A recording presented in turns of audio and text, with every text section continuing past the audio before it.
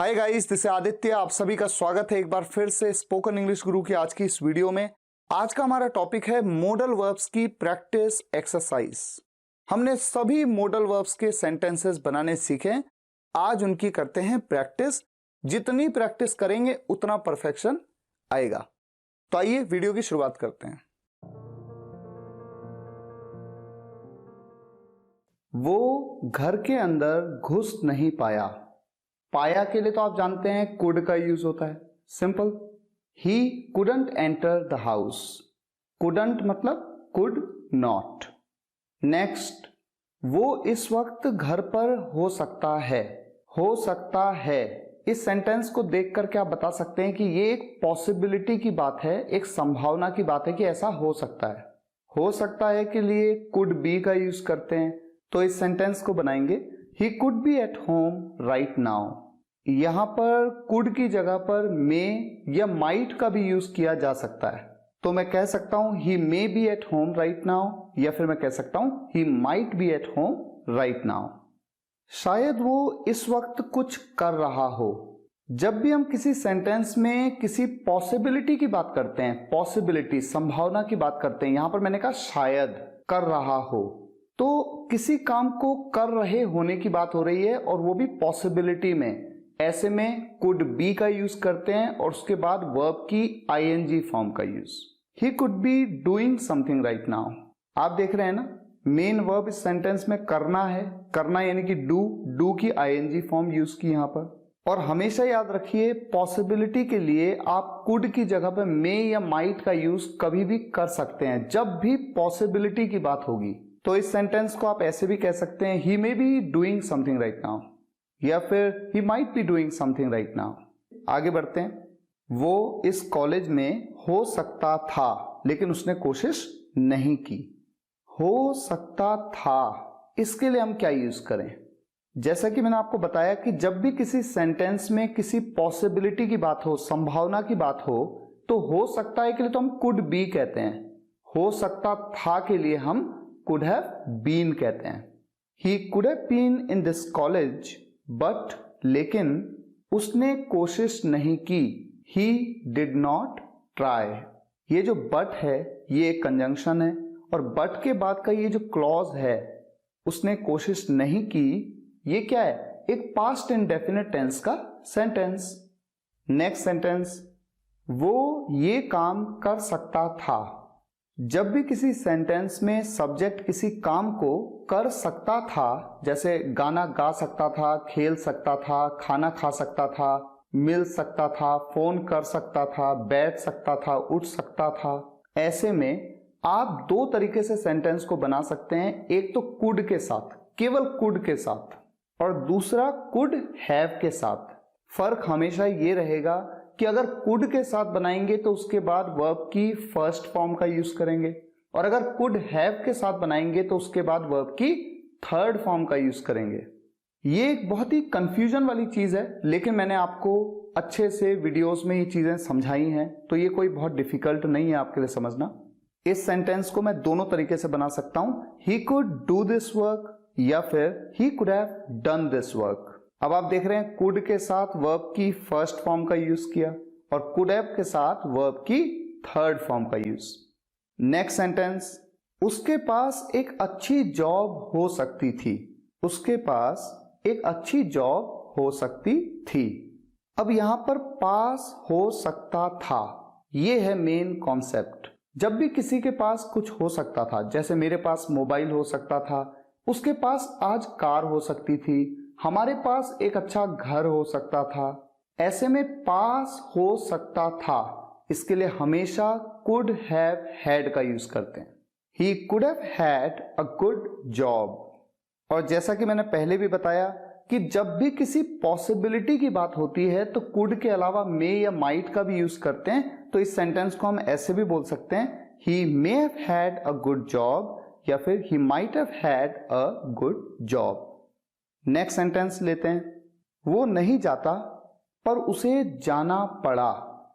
जब भी सेंटेंस में आता है जाता, आता, खेलता, वो नहीं मिलता, वो मुझे कॉल करता, वो उसके साथ बैठता, ऐसे में आप वुड का यूज करते हैं। वो नहीं जाता, ही वुडंट गो। वुडंट यानी कि वुड नॉट, पर बट उसे जाना पड़ा। उसे जाना पड़ा, इसके लिए तो आप जानते हैं हैड टू मॉडल वर्ब का यूज करते हैं। He had to go. ये पूरा सेंटेंस यहां पर कंप्लीट होता है। लेकिन आप देख रहे हैं कि गो को मैंने 2 बार कहा। जब मैं ऑलरेडी बता चुका हूं कि जाने की बात हो रही है, तो दूसरा वाला जो गो है उसे कहने की जरूरत एक्चुअली नहीं है। ये सेंटेंस इतने में ही कंप्लीट है, he wouldn't go but he had to. Next sentence, वो इस वक्त पढ़ रहा होगा।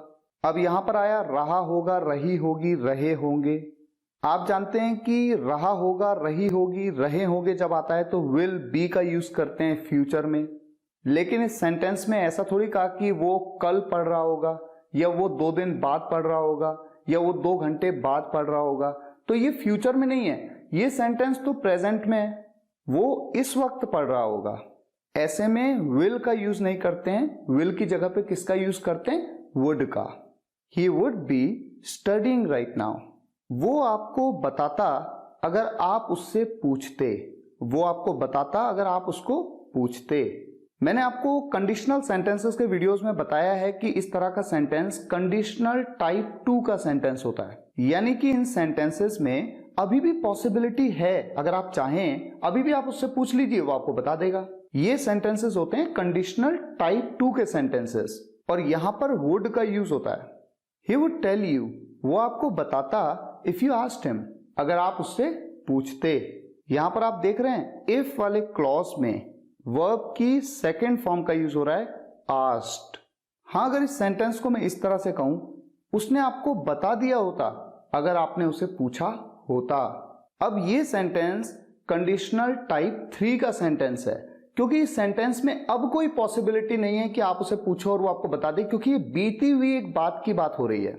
बीते हुए कल में अगर आपने उसे पूछा होता तो वो आपको बता चुका होता, या उसने आपको बता दिया होता। लेकिन अब ये वक्त वापस नहीं आ सकता, ये एक्शन अब नहीं हो सकता, इसलिए ये कंडीशनल टाइप 3 का सेंटेंस है, और ऐसे में वुड हैव का यूज होता है। ही वुड हैव टोल्ड यू, उसने आपको बता दिया होता, if you had asked him, अगर आपने उसे पूछा होता। यहां पर आपने देखा कि वुड हैव का यूज हुआ, और इफ वाले क्लॉज में हैड का यूज कंपलसरी है, और हैड के बाद वर्ब की थर्ड फॉर्म का यूज। नेक्स्ट सेंटेंस, आज उसके पास एक अच्छी जॉब होती अगर उसने अच्छे से पढ़ाई की होती। अब चूंकि ये काम अब नहीं हो सकता क्योंकि ये तो बीत चुका है, तो ये भी कंडीशनल टाइप 3 का सेंटेंस है। और पास होता, जब भी किसी के पास कुछ होता बीते कल में, ऐसे में हमेशा वुड हैव हैड का यूज करते हैं। आज उसके पास एक अच्छी जॉब होती, ही would have had a good job today, अगर उसने अच्छे से पढ़ाई की होती, if he had studied well. Next sentence, उसे आज स्कूल जाना पड़ता। उसे आज स्कूल जाना पड़ता। जब भी हम बात करते हैं पड़ता, किसी काम को करना पड़ता, जैसे मुझे जाना पड़ता, उसे आना पड़ता, उसे ये काम करना पड़ता, हमें वहां जाना पड़ता, ऐसे में वुड हैव टू का यूज करते हैं, he would have to go to school today. Next sentence, उसे जानवरों को प्यार करना चाहिए। ये सेंटेंस तो बहुत ही सिंपल है। जब भी किसी सेंटेंस में सब्जेक्ट को किसी काम को करना चाहिए, जैसे उसे जाना चाहिए, आना चाहिए, खेलना चाहिए, नाचना चाहिए, गाना चाहिए, ऐसे में आप शुड का यूज करते हैं। He should love animals. उसे इस वक्त जिम में होना चाहिए। अब यहां पर आ गया होना चाहिए। होना चाहिए के लिए क्या यूज करते हैं? Should be. He should be in gym right now. और अगर यही सेंटेंस पास्ट में हो जाए, उसे उस वक्त जिम में होना चाहिए था। उस वक्त यानी बीते कल में, ऐसे में हम होना चाहिए था के लिए क्या यूज करते हैं? Should have been. He should have been in gym at that time. Next sentence, उन दिनों उसके पास कार होनी चाहिए थी। अब इस सेंटेंस में पास होना चाहिए था, बीते कल में किसी के पास कुछ होना चाहिए था, इसकी बात हो रही है। ऐसे में शुड हैव हैड का यूज करते हैं। ही should have had a car those days. He should have had a car those days. मुझे उसे 500 रुपए उधार देने चाहिए थे। यहां पर किसी काम को करना चाहिए था की बात हो रही है, तो जब भी किसी काम को करना चाहिए था शुड हैव का आप यूज करते हैं, और जो भी काम है, जो भी वर्ब है, उसकी थर्ड फॉर्म का यूज। उधार देने को हम लैंड कहते हैं, लैंड की थर्ड फॉर्म लेंट का यूज कर लेंगे। I should have lent him 500 rupees. अच्छा, जब लिखते हैं तो रुपीज पहले लिखते हैं, फिर उसके बाद 500 लिखते हैं। बोलते वक्त भी आपके ऊपर है, आप चाहें तो रुपीज 500 कह दें, या फिर आप बोलते वक्त 500 रुपीज कह दें। नेक्स्ट सेंटेंस, शायद वो कहीं जा रहा हो। पॉसिबिलिटी की बात हो रही है, रहा हो, रही हो, रहे हो, और पॉसिबिलिटी की बात, तो मैंने आपको बताया क्या यूज करेंगे, कुड बी, और जिस भी काम को कर रहे होने की बात होगी उसके साथ आईएनजी का यूज कर लेंगे। He could be going somewhere. आप देख रहे हैं ना, यहां पर कुड बी के साथ में आईएनजी फॉर्म लग गई गो की। और मैं आपको ऑलरेडी बता भी चुका हूं, ऐसे सेंटेंसेस में आप कुड की जगह पर मे या माइट का भी यूज कर सकते हैं। He may be going somewhere या फिर he might be going somewhere. तुम समय पे क्यों नहीं आ सके, आ सके, सका या पाया के लिए आप कुड का यूज करते हैं। ये एक इंटेरोगेटिव सेंटेंस है, यहां पर WH फैमिली मेंबर है, क्यों, क्यों को आप कहते हैं वाई। वाई के तुरंत बाद आएगी मोडल वर्ब कुड, सब्जेक्ट है तुम के लिए यू, नेगेटिव सेंटेंस है इसलिए सब्जेक्ट के तुरंत बाद नॉट का यूज होगा, और उसके बाद कुड के साथ आप जानते हैं वर्ब की फर्स्ट फॉर्म होती है। यहां पर वर्ब है आना, आने को कम कहते हैं, और उसके बाद समय पे, ये ऑब्जेक्टिव पार्ट है in time. Why could he not come in time? अच्छा, ये बात हमेशा याद रखिए कि जो भी सेंटेंस इंटेरोगेटिव होता है और साथ ही नेगेटिव भी, ये इंटेरोगेटिव भी है, नेगेटिव भी है, ऐसे में आप नॉट का यूज सब्जेक्ट के बाद तो कर ही सकते हैं जैसा अभी कर रहे हैं, लेकिन आप साथ ही साथ इसे हेल्पिंग वर्ब या जो भी मॉडल वर्ब है उसके साथ में कॉन्ट्रैक्ट करके भी कर सकते हैं। यानी कि आप इस सेंटेंस को ऐसे भी कह सकते हैं, Why couldn't you come in time? Rajesh अपने दिल की बात कभी नहीं कह सका। सका, पाया, फिर से एक बार कुड का यूज, सब्जेक्ट है राजेश, उसके बाद कुड, उसके बाद कभी नहीं के लिए नेवर, उसके बाद यहां पर वर्ब क्या है, किस काम को करने की बात हो रही है, कहने की बात हो रही है, कह नहीं सका, कहने को से कहते हैं। अपने दिल की बात यानी अपनी feelings, his feelings. Rajesh could never say his feelings. आप चाहे तो यहां पर से की जगह पे स्पीक आउट भी कह सकते हैं। Rajesh could never speak out his feelings, ये ज्यादा एडवांस लगता है। नेक्स्ट, क्या मुझे अपने चेहरे पर कुछ लगाना चाहिए।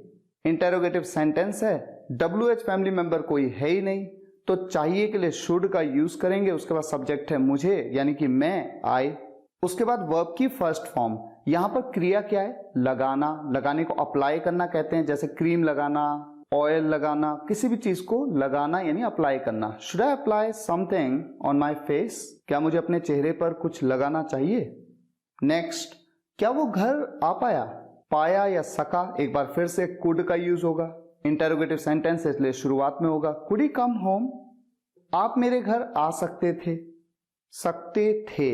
जब भी किसी सेंटेंस में सब्जेक्ट किसी काम को कर सकता था, आने के काम को यहां पर कर सकता था, ऐसे में मैंने आपको बताया कुड या कुड हैव दोनों के साथ सेंटेंस को बना सकते हैं। You could come to my home या फिर you could have come to my home. यहां पर कुड के बाद भी कम यूज हुआ और कुड हैव के बाद भी कम यूज हुआ, ऐसा क्यों हुआ, क्योंकि कम मतलब आना, उसकी फर्स्ट फॉर्म और थर्ड फॉर्म दोनों होती है कम। यहां पर कुड के साथ यूज हो रही है वर्ब की फर्स्ट फॉर्म और कुड हैव के साथ यूज हो रही है वर्ब की थर्ड फॉर्म। और दूसरा इंपॉर्टेंट पॉइंट आप यहां पर देख रहे हैं, टू का यूज हुआ, जबकि पिछले सेंटेंस में मैंने कहा कुड ही कम होम, वहां पर टू नहीं लगाया, क्योंकि जब होम कहते हैं तो टू नहीं लगाते, और जब माय होम कहते हैं, माय आ गया उससे पहले एक पॉजेसिव एडजेक्टिव आ गया, उससे पहले आपको टू लगाना पड़ेगा। तो ये कुछ बेसिक सी चीजें हैं जो आपको पता होनी चाहिए। तो फिलहाल आज के लिए यहीं तक। मुझे पूरी उम्मीद है आज के इस वीडियो से आपको कुछ तो नया सीखने को जरूर मिला होगा। अगर आपको ये वीडियो लेक्चर पसंद आया हो, वीडियो को लाइक और शेयर जरूर करिएगा, कमेंट्स में बताइएगा कैसा लगा। मिलते हैं नेक्स्ट वीडियो लेक्चर में, तब तक के लिए टेक केयर, गुड बाय।